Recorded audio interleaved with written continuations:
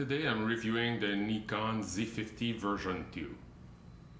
It was announced the day before Profusion in November last year. It's the new version of the Z50 but with the focus on video. I asked Nikon if I could borrow the camera for 2 weeks and they accepted.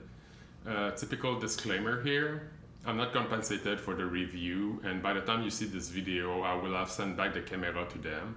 They also don't have any say in the editorial content.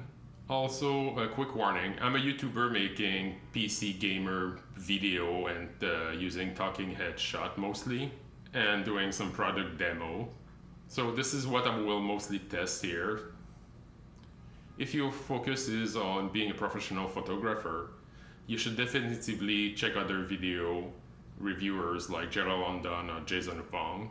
It's always good to check multiple reviews to avoid the bias of the person that's reviewed the product. The camera with the 1650 VR lens sell for $14.49 Canadian or $12.50 with just the body. That's like $50 cheaper than the ZV-E10 Mark II by Sony, which is a camera that has a focus really on video. And I have the same sensor as the FX30 and the ACE 6700. So it will be interesting to compare both cameras because they are the same price point, but you can see all the focus is different. Like for the E10 Mark II, it's really focused on a video with a super streamlined body, while the Nikon Z50 II is basically a hybrid camera with a focus on photography with all the dial and button that you can see, but it's also very good at taking video. Let's talk about the main spec of the camera here. You get a 20.9 megapixel sensor. You get 30 FPS burst in JPEG or 11 in RAW. You have 31 creative color profile that's already like built in. You can do up to 4K 30 without a crop or 1080p 120. You have 10 bits and logs. You have a built-in flash that is manual, but there's a button on the side to pop it. You have a product review mode like the latest Sony camera, and you can stream or use it as a webcam. So let's look at the design of the body first. Okay, so let's talk about the spec and design of the camera first. You get a 20.9 megapixel sensor. You can shoot at 4K 30 without a crop. You can shoot 30 FPS in JPEG or 11 in RAW. You have 31 LUT preset already available in the camera. You can shoot vertical video and you have 10-bit and log. Like I mentioned previously, the camera is at $14.49 Canadian with the 1650 or $12.50 for just the body.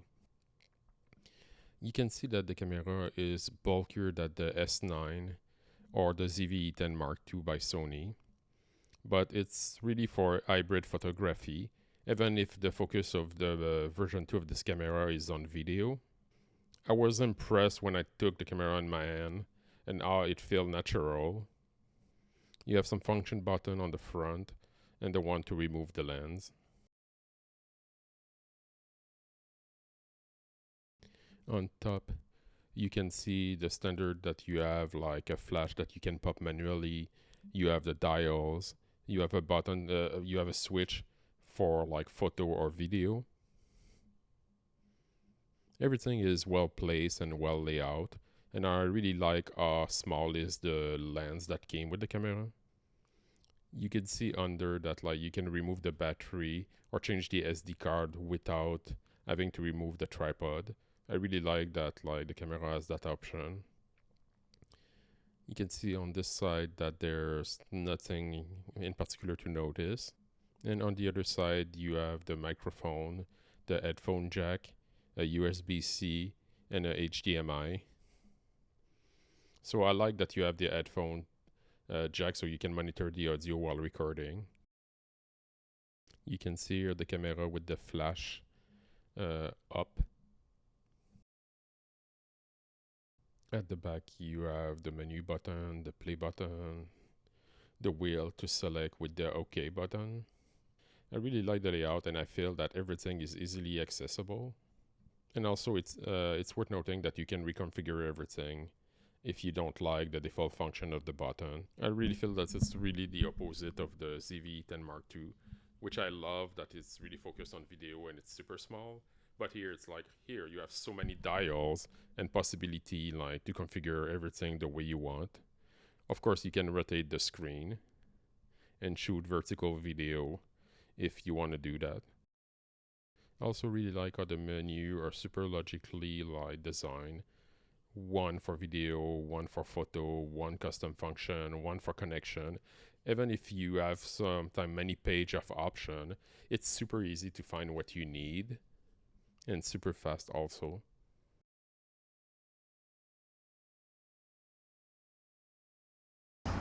This is a video at 4K 24. There shouldn't be any crop.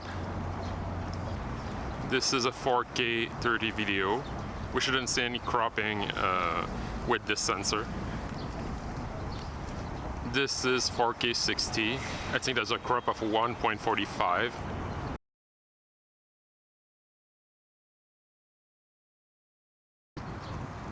This is a 4K 24 video with wind reduction off. It's not super windy today, but you can still hear it a little. This is a 4K 24 video with wind reduction at on.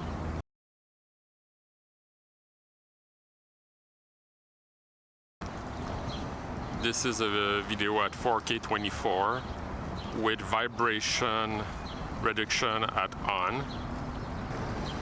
Ceci est un vidéo 4K 24 avec la réduction des vibrations à sport.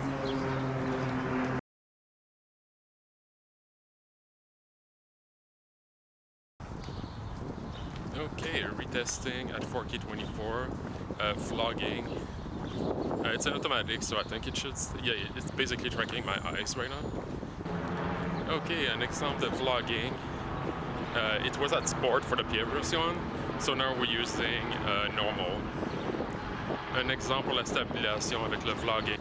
Okay, so a vlogging cam, it's kind of heavy for vlogging, and I'm just using my Osmo legs. I'll just take a picture of the setup. Seems okay for the stabilization. We'll see, and also leaving it in automatics just to see what will happen. For the autofocus, I could have put it on face. I'll switch it that because then it will make more sense. Ok, ça c'est avec la réduction des vibrations complètement à off. This is 4K 24, but with electronic stabilization at on. Et ceci est un exemple de vlogging en utilisant mon iPhone 14 Pro et mon gimbal Osmo SI. Je veux juste voir de quelle façon il va traquer le visage. Mais c'est une caméra hybride, donc c'est pas vraiment une caméra pour le vlogging.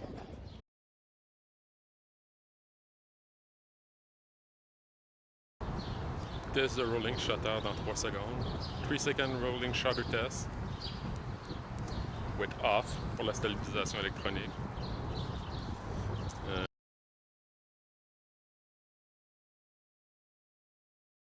Hi, I'm still testing the Z50 version 2.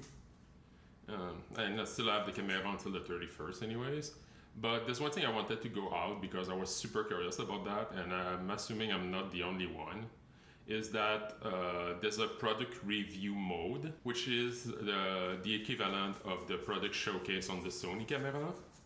It's basically an autofocus trick using software to you really need a camera that is super quick to focus in autofocus mode, because the focus will switch from someone's face, so eye tracking or face tracking, to an object in front of them, so at a totally different focal length. And then like you'll remove the product and then like it needs to switch back to your face. So it's a mix of like optics, software, and you know, the OS and managing it. It's not easy to do, but that was one reason that like Sony camera got super popular for YouTubers, because like the autofocus and any constant autofocus was so fast. Okay, I'm testing at 4K24 the project showcase function. Right now it's at on and not on a focus target error. So we'll see what happens when I'm like, today I'm reviewing this amiibo. Yeah, you can see now it's focused. I went too close at the beginning. And then it's back to my face. To the amiibo. To the amiibo. To the amiibo. Okay, so test number 2 for the product showcase. I wanted to check something with the LCD screen.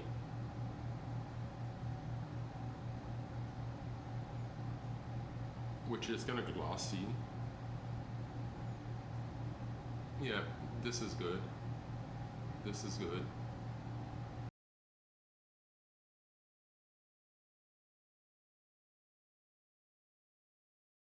One of the functionality I really like about the E10 is the autofocus for the product showcase. On. Enough. You can see the focus switching super fast. You can like kind of simulate it on older Sony camera by putting the focus to like always check super fast. But it's so easy to just say, hey, this is my new product. So what is the conclusion?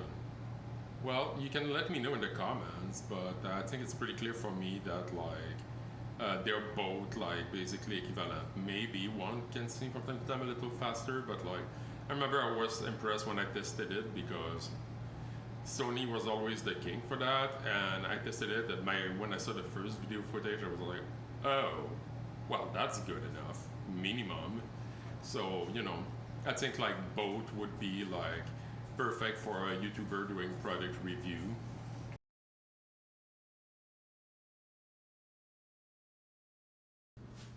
Okay, this is a low light test with vibration on at 4K 24. I'm using the microphone of the camera, and wind reduction is noise because I'm at the apartment. I only have a couple Christmas lights in front of me, so we'll see how it goes.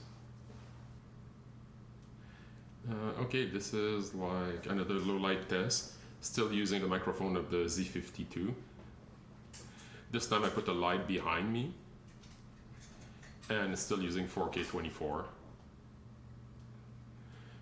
Okay, another 4K 24 test using the microphone of the camera. This time I put a lamp behind my monitor, so the light is quite diffuse, and still using the camera microphone.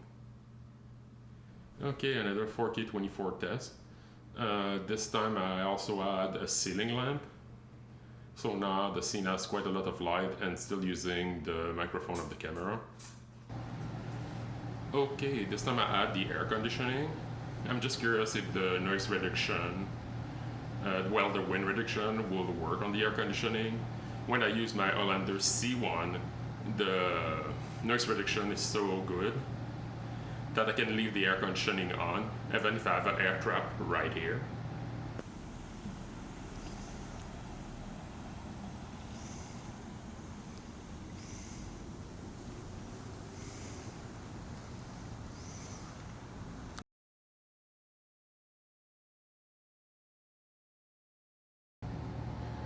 Just a quick example of a vertical video.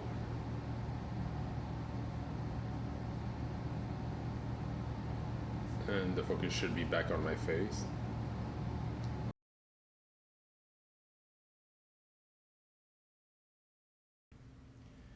This is a webcam test using the Nikon Z50 version 2. Also for the audio, the quality seems exceptional versus a cheap webcam, especially, or the webcam that Apple put in their MacBook. This is a webcam test using the M2 MacBook Pro webcam, and for the audio I use the microphone of the computer. This is a webcam test using the ZV-E10 at 4K 30, the maximum allowed by the camera.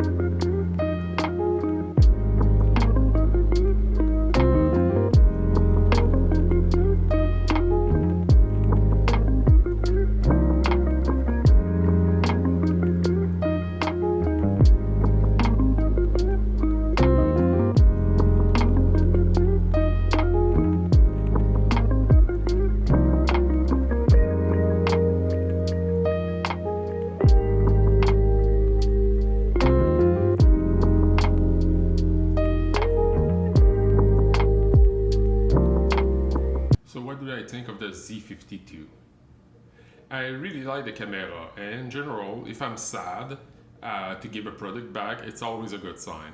And it's the case with the Z50 II. It's worked flawlessly in my workflow, which I really appreciate. You get a great image quality at 4K, 24 or 30, and the microphone is adequate. So the ZV-E10 Mark II out of the box with the 3-capsule microphone would do a better job for audio. But of course, you can add external microphone without issue. I also really like that there's so many buttons and dial, and they're all laid out logically. So it's super easy to use the camera. And I love the way they lay out the menu.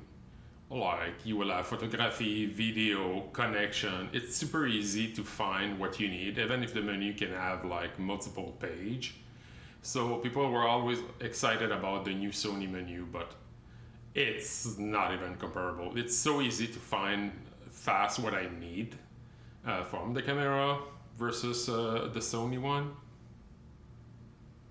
So I rarely search for long for something. Also, like, there's a button already dedicated like the S9 for the lot with 30 style already applied for the camera that you can use on the fly. You also have 10 bits video for better HDR capturing. You have an headphone plugs for audio monitoring. The autofocus work really well, and the product review mode work well as a competitor of the product showcase on the Sony camera. For the negative, battery life is not as good as the competitor. It was never a problem for me working on small batch of video every day testing a feature and charging between them. And someone prepared with any camera would bring an extra battery anyways if the shoot is critical. The 1.44 crop at 4K 60 could be an issue for some, especially when you compare to the 1.1 for the ZV-E10 Mark II. I mostly shoot at 4K 24 lately, but you need to keep that in mind. You also don't have IBIS, but for that same camera, for the camera in this price range, it's not abnormal. So where does that leave us? Well, if I compare it with the other two cameras I tested lately, the S9 had a full frame sensor, open gate video, button for like the lot, but it was also costing way more. I really feel it's a battle between the ZV-E10 Mark II and the Z50. The ZV-E10 Mark II is really focused on video. You get a great sensor of the FX30, but you get a very small and simple body with not a lot of buttons to use. The focus is really on YouTuber and vlogger. Now the Z50 II can do all those things, it's just that the body is bulkier. It's a hybrid camera where you can see the heritage being in photography.